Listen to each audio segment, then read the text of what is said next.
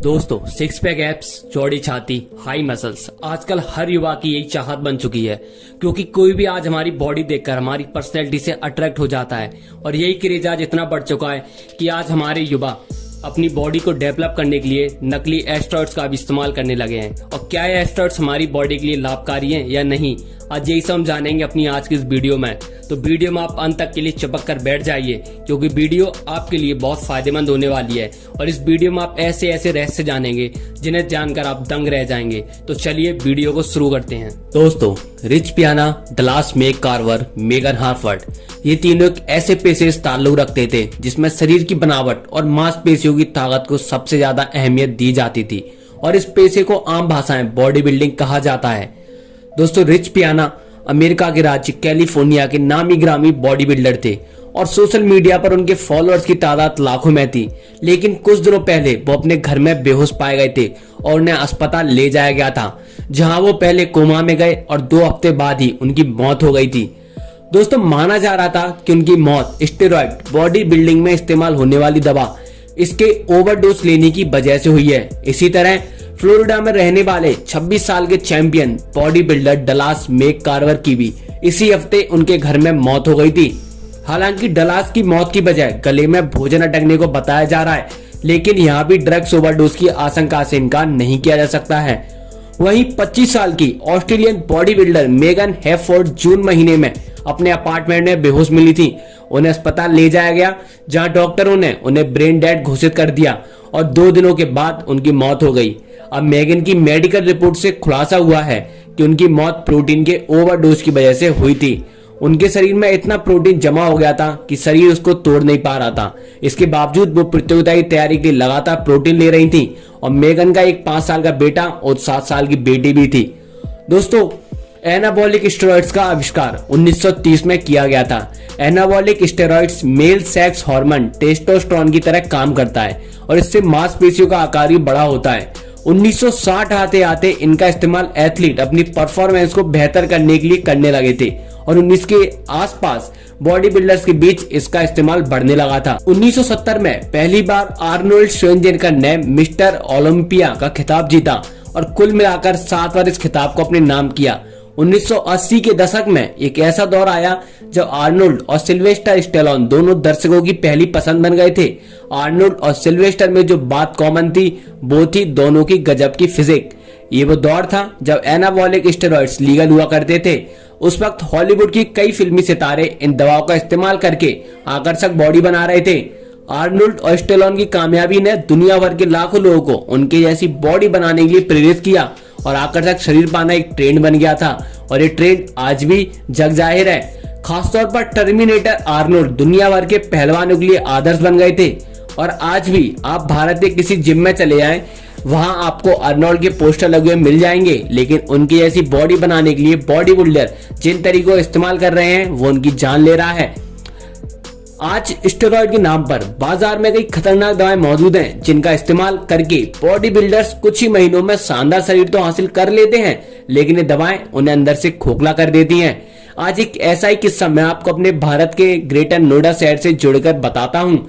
जी हाँ, ग्रेटर नोएडा में एक जिम के संचालक दीपक पंडित बताते थे कि युवाओं में बॉडी बनाने का चलन तो तेजी से बढ़ रहा है, लेकिन कई युवा इसे कुदरती शक्ल देने की बजाय अननेचुरल तरीकों का इस्तेमाल करने लगते हैं, जैसे जरूरत से ज्यादा प्रोटीन लेना या फिर मांसपेशियों का आकार बढ़ाने वाली ड्रग्स का इस्तेमाल करना। वहीं जिम ट्रेनर के मुताबिक शरीर पर अत्याचार ऐसा ही है जैसे किसी नर्सरी के बच्चे को 6ठी क्लास का सिलेबस पढ़ाया जाना। दोस्तों, आर्नोल्ड श्वार्ज़नेगर ने उस वक्त दुनिया की सबसे अच्छी बॉडी पाने के लिए 5-6 सालों तक कड़ी मेहनत की थी। लेकिन जब ज्यादातर बॉडी बिल्डर ऐसी फिजिक 5 से 6 महीने में हासिल कर लेना चाहते हैं, जिसका नतीजा ये होता है कि वो प्रतियोगिताओं से पहले और प्रतियोगिताओं के दौरान जमकर स्टेरॉइड्स का इस्तेमाल करने लगते हैं। वहीं 46 साल की उम्र में जान गंवाने वाले रिच पियाना ने मौत से पहले माना था कि वो 1 दशक से ज्यादा वक्त से मांसपेशियों का आकार बढ़ाने वाली दवाओं का इस्तेमाल कर रहे थे। और आर्नोल्ड श्वार्ज़नेगर भी एक इंटरव्यू में मान चुके हैं कि उन्होंने अपनी मांसपेशियों की ताकत कायम रखने के लिए इन दवाओं का इस्तेमाल किया था। लेकिन आर्नोल्ड ये भी कहते हैं कि इन दवाओं की बजाय उनका ज्यादा ध्यान संतुलित डाइट और सही कसरत पर था। पर दोस्तों एक अमेरिकन डॉक्यूमेंट्स के अकॉर्डिंग 1999 में आर्नोल्ड ने एक जर्मन डॉक्टर बिल हीपी पर केस भी किया था। बिल हीपी ने दावा किया था कि स्टेरॉइड के इस्तेमाल की वजह से आर्नोल्ड की मौत के समय ये पहले हो जाएगा। हालांकि बिल हीपी ये केस हार गए थे क्योंकि उन्होंने कभी निश्चित तौर पर आर्नोल्ड का परीक्षण नहीं किया था। लेकिन अगर कोई डॉक्टर आज के जमाने में बॉडी बिल्डर्स के बारे में ऐसी भविष्यवाणी करे तो बहुत नामुमकिन है कि वो सच हो जाए। जी हाँ, वहीं टर्मिनेटर और रैम्बो सिल्वेस्टर आज ही बॉडी बिल्डिंग करने वाले लाखों युवाओं के लिए आदर्श हैं। और हॉलीवुड में Dwayne Johnson, Vin Diesel, Daniel Craig, वहीं बॉलीवुड में जॉन अब्राहम, ऋतिक रोशन, सलमान खान और आमिर खान, टाइगर श्रॉफ, इन जैसी बॉडी पाने का सपना बहुत से लोगों का होता ही है। लेकिन इस सपने को स्टेरॉइड के सहारे नहीं बल्कि एक हेल्दी डाइट और एक्सरसाइज के जरिए हासिल किया जाना चाहिए। क्योंकि 6 एब्स बनाने के लिए आप अपनी सेहत से समझौता ना करें बल्कि शरीर की कैपेसिटी को समझें और फिर उसी के मुताबिक अपने लिए टारगेट सेट करें। जी हाँ दोस्तों, ये ऐसे केस थे जिनकी वजह से लोग अपनी जान गंवानी पड़ी थी। वहीं आज वर्तमान की अगर हम बात करें तो कई ऐसे बॉडी बिल्डर हैं जिन्होंने पूरे वर्ल्ड में अपनी सेलिब्रिटी के तौर पर अपनी इमेज को बना रखा है। एक आते हैं काई ग्रीनी। इनका जन्म 12 जुलाई 1975 को ब्रुकलिन न्यूयॉर्क में हुआ था और उनका पूरा नाम लेस्ली काई ग्रीनी है। साथियों, काई ग्रीन एक बॉडी बिल्डर होने के साथ साथ एक पर्सनल ट्रेनर और एक्टर भी हैं। 43 साल के काई ग्रीन बीवा फिटनेस के ब्रांड एम्बेसडर भी हैं। और आज आपको जानकर हैरानी हो जाएगी कि काई ग्रीन की डाइट सिर्फ 5 फुट 6 इंच है और इनका वजन 130 किलोग्राम है। मैं आपको बता दूं, ये अपने सर पर एक लंबी चोटी रखते हैं जिसके कारण उनका लुक देखने में और भी खतरनाक लगता है। वहीं 2010 से लेकर 2016 तक काई ने बहुत नाम कमाया है और मिस्टर ओलंपिया और आर्नल्ड क्लासिक जैसी वर्ल्ड स्तरीय प्रतियोगिताओं में हिस्सा ले चुके काई ग्रीन ने बॉडी बिल्डिंग के पिछले 15 साल की मेहनत में तब जाकर उन्हें ऐसी धमाकेदार बॉडी मिल पाई है और ये है उनका नेचुरल तरीका।